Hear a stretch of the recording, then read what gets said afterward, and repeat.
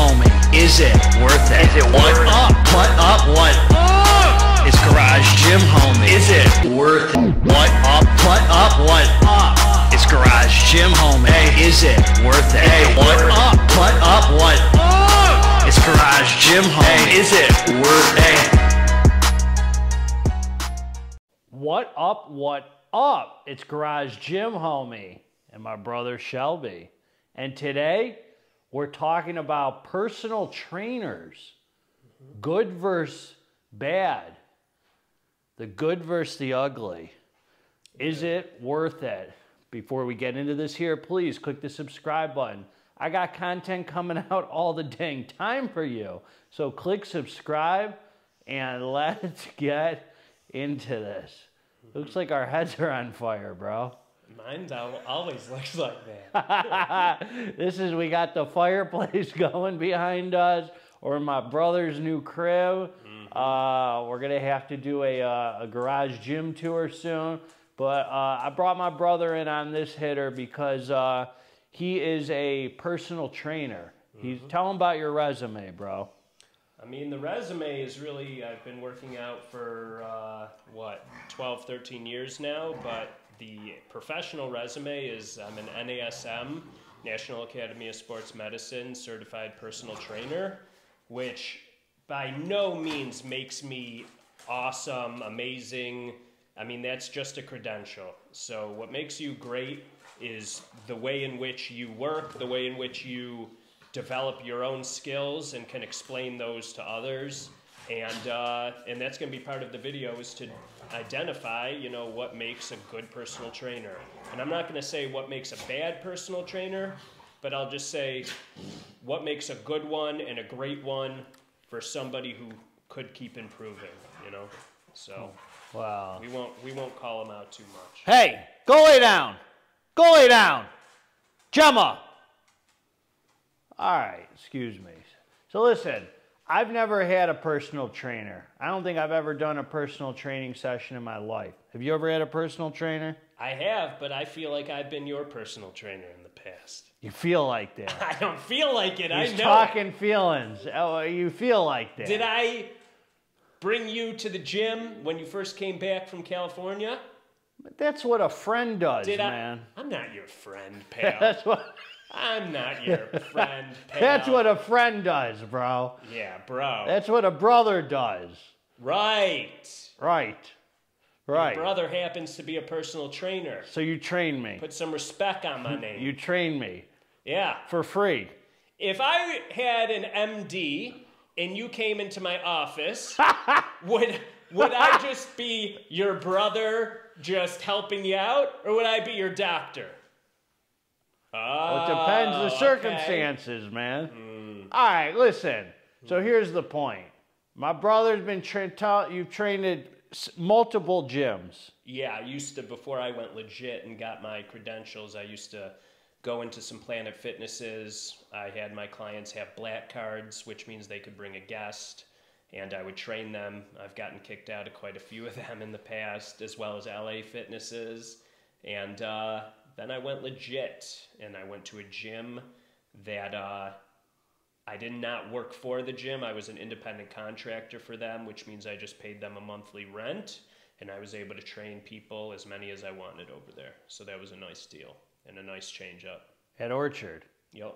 Monthly rent. And then COVID hit, and you said you might as well build the gym so you could have somewhere to bring the clients. Well, initially, I think we were scrambling to just be able to work out ourselves. We were going to the park, man, hitting them dang, what were we hitting? The bands. Yeah, we were hitting hitting bands. The monkey bars. The gym, the park equipment, yeah, That's trying to do pull-ups. We thought we were going to die. We thought we were going to get COVID from the monkey bars. It was going to take us out. It was crazy time, man, crazy time.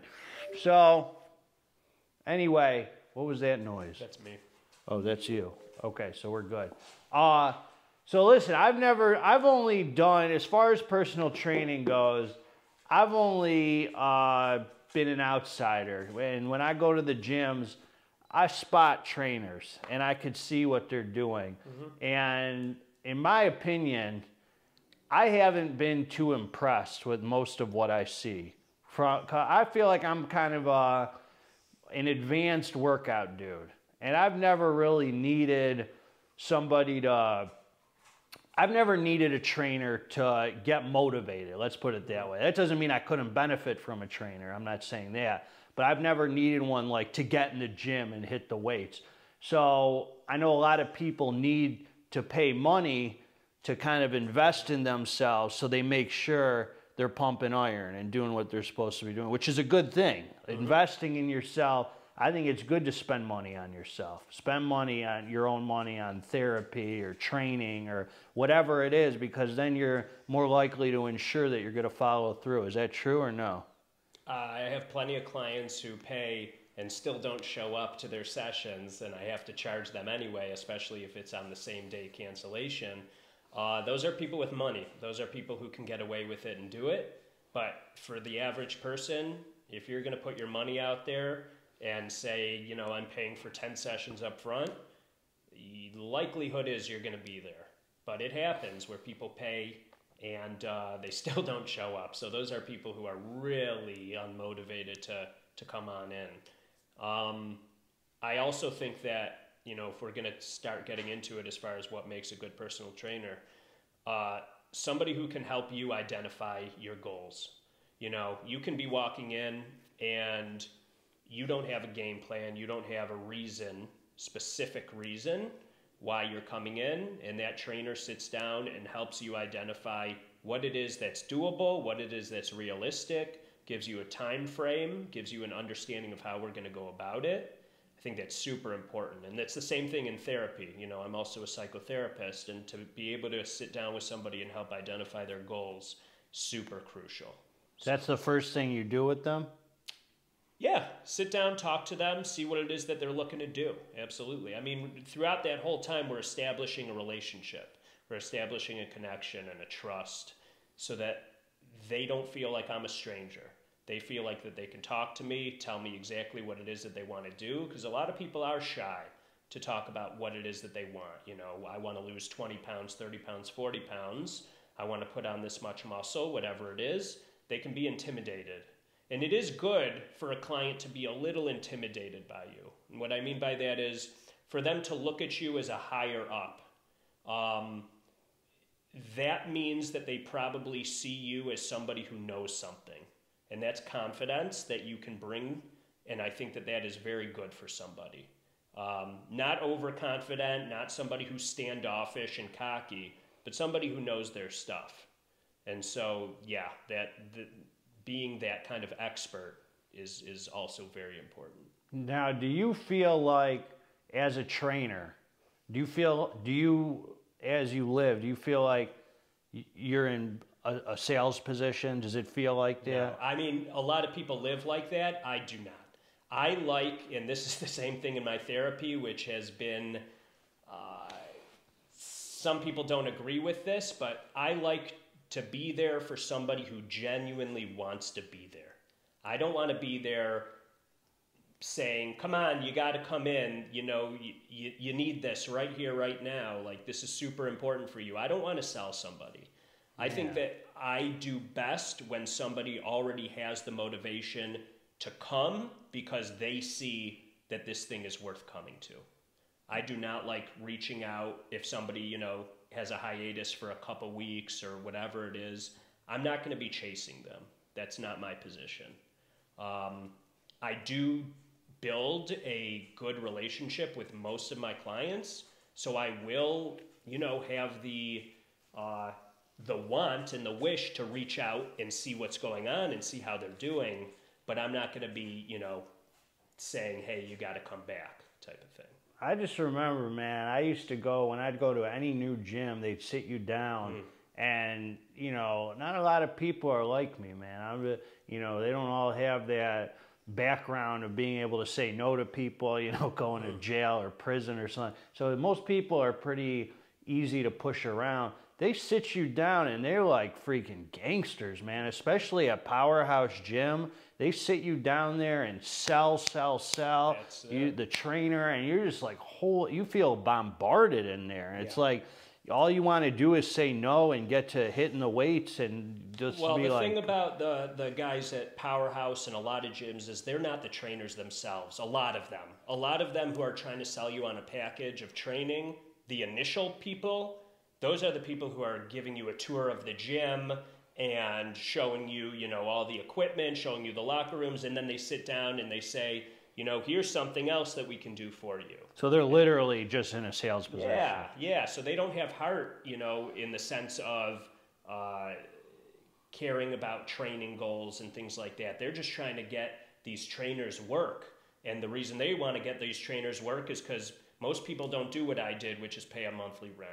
Most people take a split from the gym. So they're getting 40% of whatever the client, of whatever they're getting paid, while the gym is getting 60% of the client's fee. But the gym's feeding them clients. The gym is feeding them as clients. Opposed to you, where the gym... A lot of gyms do not quite feed them clients. You still have to be on the floor selling and walking around, but you have a place to do that, and a pretty viable place, especially, you know, people are coming there to work out, so you're going to get some people who are up for some personal training. So you didn't find it's easier... Is it harder now to get clients now that you're training out of the house? No. Really? No, it's not. Hasn't changed? No. First of all, I have yet to advertise myself. And I am going to put out a video of my gym soon so that I can show it off a little bit and get some more clients in the new year. But it has not been difficult. People like the privacy. People like the equipment that I have. And I think most of all, when the connection is built, it's there. I started personal training as a serious lifter, meaning I was training to compete and I was doing all the serious lifting and obsessing and all of that. And I had this vision that every single client that I had, I would turn into that. And the fact is that's not the reality.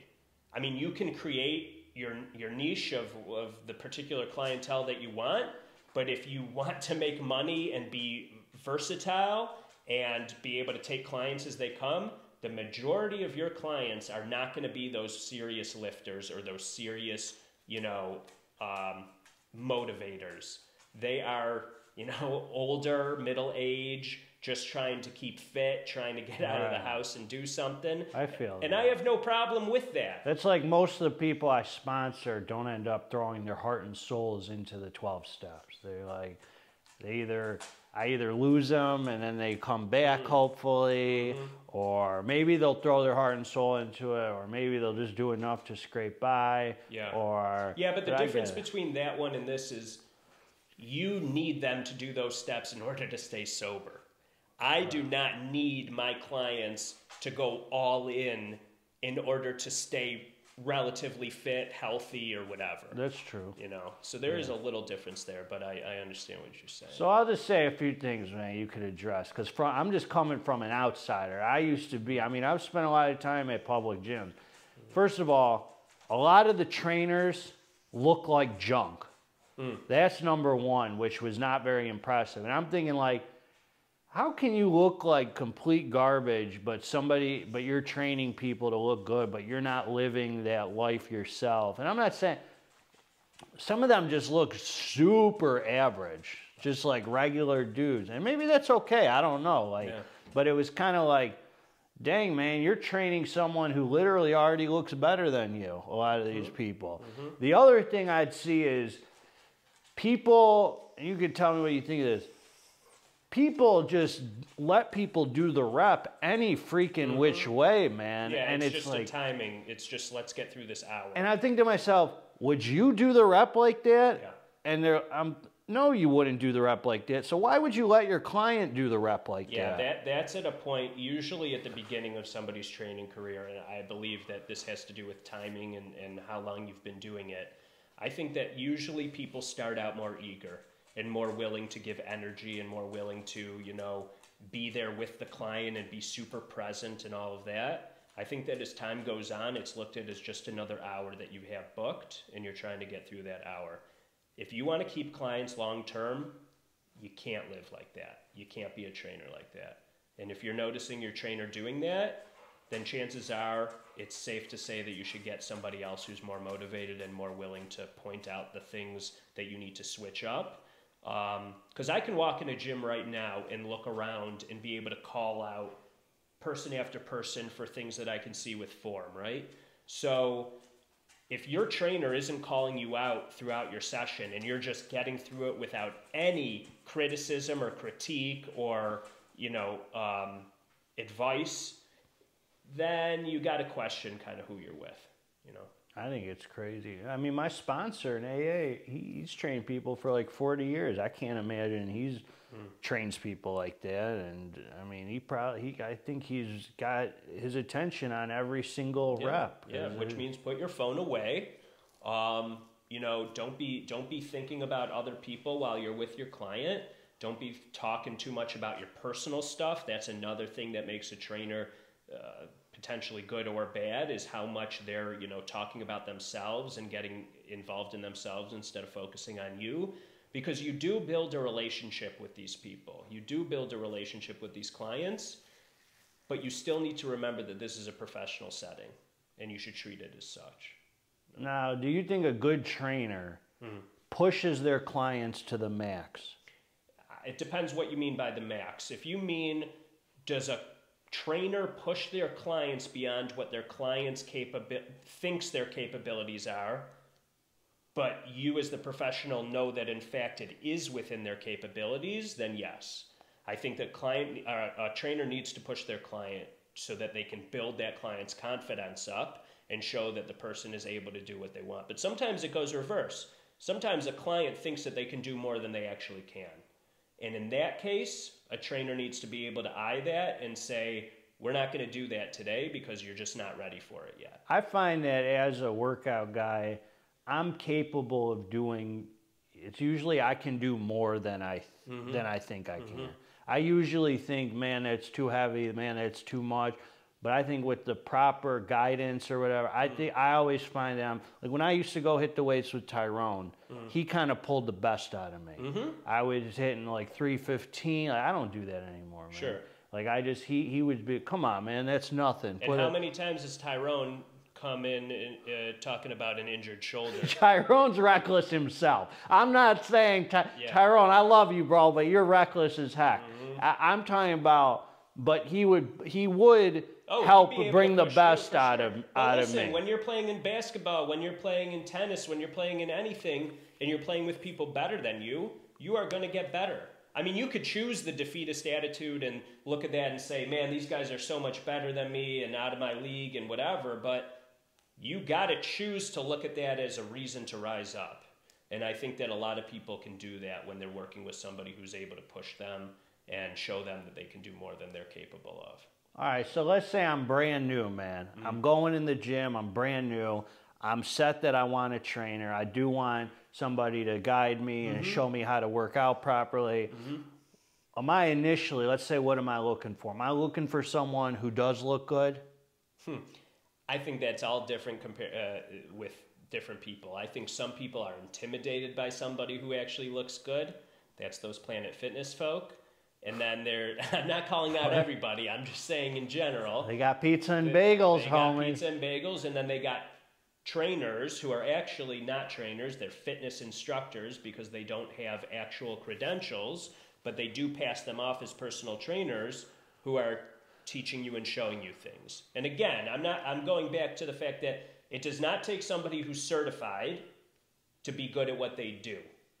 But the people at Planet, and I know this from personal experience, tend to just hire whoever for that personal training role. I don't really like them, man. No, I don't like a lot of their policies. I do like their equipment and I do like their price point, but I do not like their policies. They've made a marketing scheme basically off of judging a group of people who are serious about fitness. It's as hypocritical as something can get, saying we're the no judgment zone, but if you have too much muscle, we're judging you and you're not welcome here. And you might think that that's crazy or that that's not even true and I'm exaggerating, but if you walk in there with a tank top and you have a lot of muscle, and that's, I mean, based on the person's discretion, they will ask you to cover up or leave. I think each Planet operates a little differently. Well, it depends Some on of who's them let there. certain things slide. Some of them are a little crazier. It's like going to the border and dealing with a particular agent. You're gonna, it's all the luck of the draw sometimes, you know. Yeah. That might be true. So it really doesn't matter how someone looks, or maybe to some people. It doesn't matter. I think to some people it matters, and to others it doesn't. Do I personally want somebody who I know has either looked really good, meaning that they've gotten their body to a particular point, maybe they've competed in the past, right? Or currently looks like that? I think I would like that. It gives me a good reason to go to this person, to kind of look up to them in that way, and to be like, I know you know how to do it for yourself, so show me how to do it. I got you. Yeah. A lot of info here, man. A lot of info. A lot of things to kind of think about. So you think we kind of seek out the kind of trainer we're ready for, huh? Absolutely. Yeah. I mean, you might start out with somebody who's about 400 pounds overweight, and maybe eventually you want to graduate to that person who's actually in shape and fit. It's just like AA, man. We can get a sponsor who doesn't really take you through the steps and says, you know, let's just go to a meeting every day and that's it. Or you could have someone who holds you to the book and you know, like really is on it, you know. Yeah. So I guess we seek out what we're ready for. Yeah. I think you'll be paired with the right trainer when you're ready.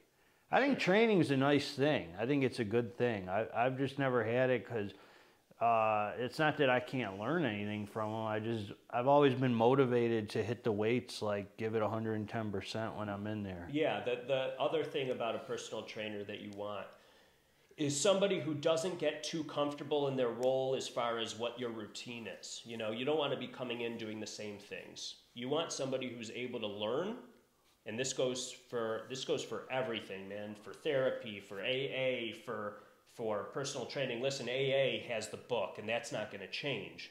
But for therapy and personal training, there is continued learning there.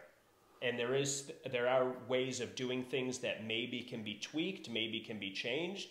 And you want somebody who's not just closed-minded and not willing to grow in their craft. You want somebody who's willing to be looking things up, to be researching, to be reading, and to be able to bring that knowledge to the table. And so if you're doing the same exercises in the exact same fashion every single time, I know that might seem comfortable for you because you know what to expect, but comfort isn't always what we're looking for when it comes to growth, physically and mentally, right?